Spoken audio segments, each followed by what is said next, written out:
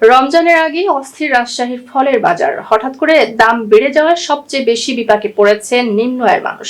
বিক্রেতারা বলছেন পাইকারি বাজারে দাম বেশি হওয়ার কারণে বেশি দামে বিক্রি করতে বাধ্য হচ্ছেন তারা। রাজশাহী থেকে আরো জানাচ্ছেন সহকর্মী রায়হান ইসলাম। কয়েক সপ্তাহ ধরে অস্থির রাজশাহীর ফলের বাজার। সপ্তাহের ব্যবধানে প্রতিটি ফলেই কেজিতে দাম বেড়েছে 20 থেকে 80 টাকা।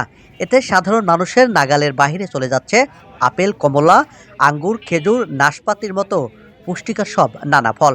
পবিত্র রমজানে পুষ্টির যোগান দিতে সব ফলের চাহিদা থাকে বেশ। তবে রমজানের আগেই সব ধরনের ফলের দাম বাড়ায় বিপাকে পড়েছেন ক্রেতারা। সামনে রমজান আসছে, মানুষ ইফতারি করবে, একটু একটু ভালো মন্দ খাবার দাবার হয় তাহলে তো সকলের স্বাস্থ্যের পক্ষে ভালো হয়।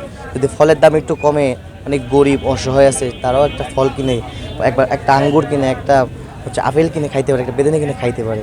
ওই যে সারাদিন রোজা থাকবে, যে শরীরে যে একটা ঘাটতি থাকবে না খাওয়ার কারণে, রোজা থাকবে তো আল্লাহর কারণে, কিন্তু একটা শরীরে ঘাটতি থাকে না, একটা ফল খেলে ঘাটতিটা পূরণ হয়।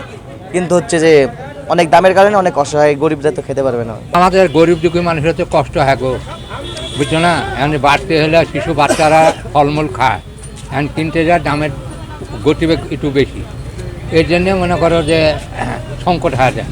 এখন আমরা 10 টাকা ইনকাম করি আর 20 টাকা কেনার সমর্থন থাকে না। এদিকে খুচরা বিক্রেতারা জানান তাজা ফল আমদানিতে সম্পূরক শুল্ক বাড়ানোয় কমেছে সরবরাহ। বিপরীতে সপ্তাহের ব্যবধানে কেজিতে দাম বেড়েছে 20 থেকে 80 টাকা। পাইকারি বাজার থেকে বেশি দামে ফল কেনার কারণে ক্রেতাদের কাছে বেশি দামে বিক্রি করতে বাধ্য হচ্ছেন তারা। ফলের দাম তুলনামূলক এখন বাড়তি, মানে কেজি প্রতি 40-50 টাকা করে বাড়তি, কার্টুনে 700-800, কোনো কার্টুনে 1000-1200 এরকম দাম বাড়তি।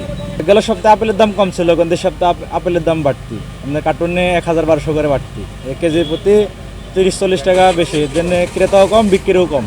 শুল্ক বাড়ার জন্য বর্ডারে একটু ঝামেলা হয়েছে, মাল আমদানি কম হচ্ছে, রপ্তানি, এর জন্য বাজারটা বাড়তি। ধরেন এই সামনে রোজা, এখন ধরেন ইম্পোর্ট বন্ধ করে রাখছে। হ্যাঁ, সামনে হয়তো মালামাল সব ধরনের গোডাউনে রেখে দিয়েছে, এখন ধরেন সেল করছে না।